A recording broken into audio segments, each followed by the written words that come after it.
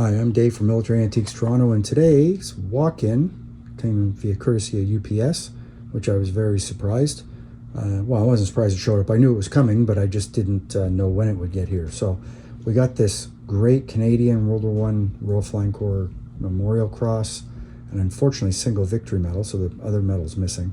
Obviously the Coronation medal there does not belong with it, but it's the way I received it, so it'll be sold that way. So down at the bottom here, we have somebody's blazer crest, which obviously is not relevant to the Royal Flying Corps. But what's important here, because of reproductions, is you notice the crown? The reproductions can't get the crown right. That's always the biggest giveaway. So whenever in doubt, look at the crown. If it doesn't look right, it probably isn't. So the blazer, they have shoulders on the crowns that are reproductions made in Pakistan. So just so you know, at least that's what they're doing in modern times, but I don't know what they did back then. So nice little blazer crest. It's a good piece, whatever, more stuff. Sleeve eagle that came with it, as I try and focus in, with a backing plate. So that's neat. And then we get a IODE medal, Imperial Order of Daughters of the Empire. So that's kind of neat, 1914. And because I know this, on the back, it's marked Riri. And Riri became Berks after World War I. So if you see anything that says Berks Riri, it's when they amalgamated. And then after that, they just became Berks. So there's that. Then we got 2 tickets that came with it for Ostend, which is in Belgium, of course, to Ypres. And unless you're English, then it's Ypres or Wipers. So that was cool because that came with it. I didn't look at the other side. And that was found with this. So that's kind of neat. That obviously belonged to the guy. Then we get the Coronation medal, which definitely wasn't anybody related in this specific item. But you know what? That's the way I got it. That's the way it'll get sold. So there you go. So there's that. Cigarette case, heavily damaged.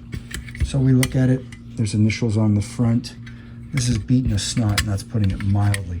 But what's important is, if I can focus in on it, and it's to Pilot Officer McLaren from a grateful pupil, Norman D. Hall. Oh, look, nice silver, nice marks there. Yeah, very nice. So what's important to that is that the Memorial Cross is marked to Captain A.P. McLean, who's in the Royal Flying Corps and was killed in action. So there's that. That's neat. He's a pilot. Then you got his war medal. And if I can show it properly without fading out too much. RAF, McLean, Captain. So that's nice because that belongs with the Memorial Cross. Unfortunately, you're missing 1 medal, but it's a broken group, but it is what it is. Somehow he was involved in the Eaton's machine gun battery. That's a collar that came with it. So why it's there, I don't know, but that's what came with it. So there you go. And it has the lugs on the back, but that's definitely a collar. When the gentleman contacted me about this, he thought it was a cap badge, but I knew as soon as I saw it, it was a collar. So there you go. I already have 1 or 2 of those in stock, so that's okay, but it doesn't matter. It gets sold with the lot. Then you get some 1918 RAF pilot's wings, which are padded, both cases.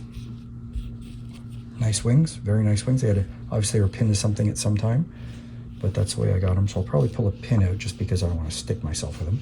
So that's cool. Then you get 2 different Royal Flying Corps wings, a brown wreath and a green wreath. Now, obviously that fuzz comes off. The green wreath is the rarer one, not rarest, it's rarer. But what's nice is the green wreath one is padded. So you can see its thickness right there. And then you got the thin one for the RFC in brown. And you look at the back and you can see the padding. And again, we have a pin on it, but again, that's the way I received it, so that's the way it'll get sold, except I will take those pins off because I'll stab myself. So those are neat. And then you get a World War I observer's wing. So I'm going to show you the front and then the back. And the important thing here is that in World War II, it didn't go like that. It went more, it's a hard description to give you, but it didn't flare up like that and go out.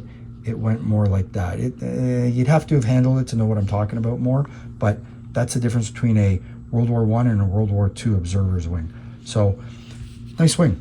not that common actually, so kind of hard to get. So that's some of the stuff that came in the door today. I thought I'd share with you, and hope you have a good day. Follow me on Instagram, YouTube, Facebook. Check it out. Check out the website, and hope you have a good day. Take care. Bye.